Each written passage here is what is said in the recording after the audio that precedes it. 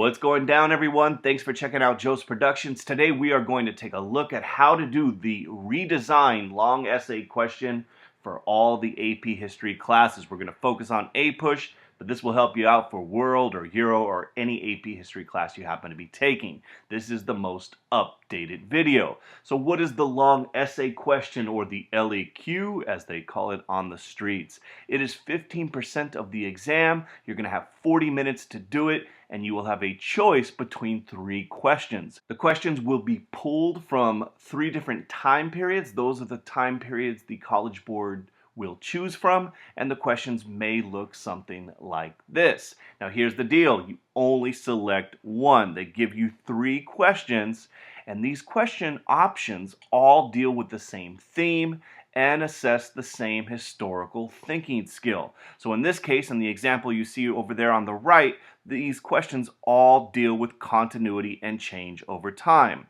And this allows you, the student, to choose which time period and historical perspective that you are best prepared to write about. So handle it. But it's important to remember, you only need to choose one question. Don't try to write 3 like your boy John Brown. This is what happened to him. Really quickly, I want to show you some long essay questions that you may see early on in APUSH. Here you have a causation question, a change in continuity over time question, and a comparison question. So you may see questions like this about the early periods of American history. And if you check out apushexplained.com, it's going to be a slam dunk. Now, what is your favorite number? Because I hope you said 6.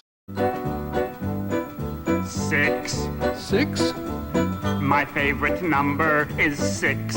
And we're going to break down this rubric point by point, but there are 6 points total that you can get. Now, with that being said, you better get this first point. All right, all right, all right. To that I say, all right, all right, all right. And part A of the rubric is for thesis or claim, and here's how it reads. Responds to the prompt with a historically defensible thesis or claim that establishes a line of reasoning. You better get this point. And I want to highlight this, the historical defensible and a line of reasoning. So you need to identify what the question is asking, circle the main task, the time period, note, start to organize and brainstorm, make sure you get all parts of the question, but then you need to take a position or a judgment. You can't just rephrase the prompt or restate the prompt. Now, one of the things I'm going to tell you about in just a moment is you might acknowledge the ambiguous nature of history, the gray area. So you could say, for example, for the most part, this is true, but there's some contrary evidence that exists as well. Remember, history is oftentimes not clear-cut, and the more complex your argument, the more points you'll probably get. More on that in a moment. The second part of the rubric is part B, contextualization, and it reads, describes a broader historical context relevant to the prompt. And basically this means you need to provide some historical background. Basically, you're going to set your essay up. Where are we in history and what's happening around the topic the question is asking about? And a good way to think about context and contextualization is with the old Star Wars movie crawl. You know, before the movie starts, you have the famous crawl that tells you a bunch of stuff about what's happening. And you can see over there on the right all the information you get before the movie actually begins. So contextualization is connecting events to their specific place and time in history. You're providing the background, you're setting this bad boy up. Now, a couple of things about contextualization to keep in mind. This cannot be one sentence. We're talking about multiple sentences. So let me give you an example. Here's a comparison question. Compare and contrast the development of the New England and the Chesapeake colonial regions. Hopefully you know the difference between the New England and the Chesapeake regions. Analyze the reasons that by 1700 the regions had evolved into 2 distinct societies. So this is a great question, and this is one you'll oftentimes see. So contextualization tip over there, I've already mentioned it. That's what you're trying to do. This is what contextualization may look like. You'll notice it is not one sentence. I oftentimes tell my students, put it in the first paragraph, kind of the opening statement, setting the scene, and then that will get you the point. You're talking about 3 to 4 sentences. And eventually the contextualization will lead into the thesis. And there's the thesis tip I've already mentioned. And there is an example of a thesis that is answering this prompt completely. And you'll notice this is divided up into two parts. The underlying part is that gray area, that complexity that really sets your essay apart from many of the others. So this is kind of taking the question and saying, yes, there were differences, but there were similarities as well. Hit pause if you want to read through this, but if you take a look, this would be a great opening paragraph that would get you those first 2 points. And you can do that once again in that opening paragraph.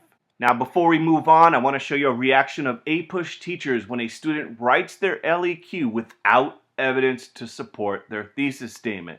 So you can't just rewrite the question, you got to make a claim, but you got to prove it. So where's your evidence? Where's your evidence, huh? It's right there. And C is the evidence part of the rubric, and there are 2 points possible in this part. Point 1 can be gained by you provide specific examples of evidence relevant to the topic of the prompt. And to earn this point, your response must identify 2 or more specific historical examples of evidence relevant to the topic of the prompt. So if the topic is about the Chesapeake and the New England colonial development, if you mention things that are relevant to the topic of the prompt, for example, the cultivation of tobacco in the Chesapeake, or John Winthrop's idea of a city upon a hill, all of these things are relevant to that topic of that previous question. You would get a point if you do that 2 or more specific times. However, remember AP, a lot of people think it stands for advanced placement. It really stands for answer the prompt. And to get the target, and to get that second point, you need to do the following. Supports an argument in response to the prompt using specific and relevant examples of evidence. So you can get that 1 point just if it relates to the topic of the prompt, but to get the second point, your evidence that you use needs to advance your thesis. One last thing to note, in order to get 2 points, you have to get this one in order to get that one. So you can't just get the one and not the other. Part D of the rubric is analysis and reasoning. You get 1 point if you use historical reasoning to frame or structure an argument that addresses the prompt. And so this talks about historical reasoning, and this is really another way of talking about skills. Skills. So your historical thinking skills or reasoning. So remember, you're going to have 3 different questions from 3 different time periods, but they're all going to address the same historical thinking skill. And skill 1's in all of them, so it may be comparison, causation, or continuity and change over time. And we've seen a few examples of each. So part D of the rubric is evaluating your development of historical reasoning. Are you comparing things correctly? Are you talking about why things have stayed the same or changed over time? Depending upon the question, you'll have to do different things. And then part D has a second point available, and that goes to this. It demonstrates a complex understanding of the historical development that is the focus of the prompt, using evidence to corroborate, qualify, or modify an argument that addresses the question. Now, what the heck does that mean? Well, it's important to note to earn this second point, the response must demonstrate a complex understanding. That's the key part of this.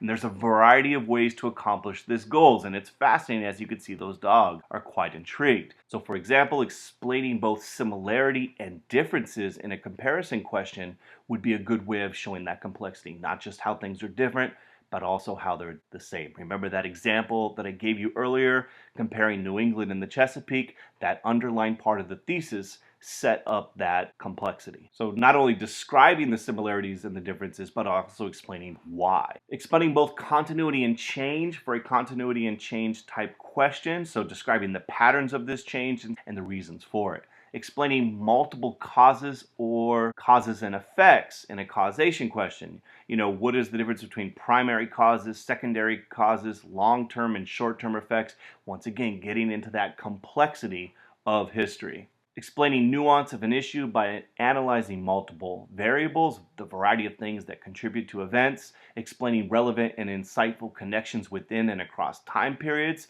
so kind of comparing similarities across time. Confirming the validity of an argument by corroborating multiple perspectives across themes. And qualifying or modifying an argument by considering diverse and alternative views or evidence. So if you demonstrate a complex understanding of the historical time period or the development, you will get this second point in part D of the rubric. So what do we got so far?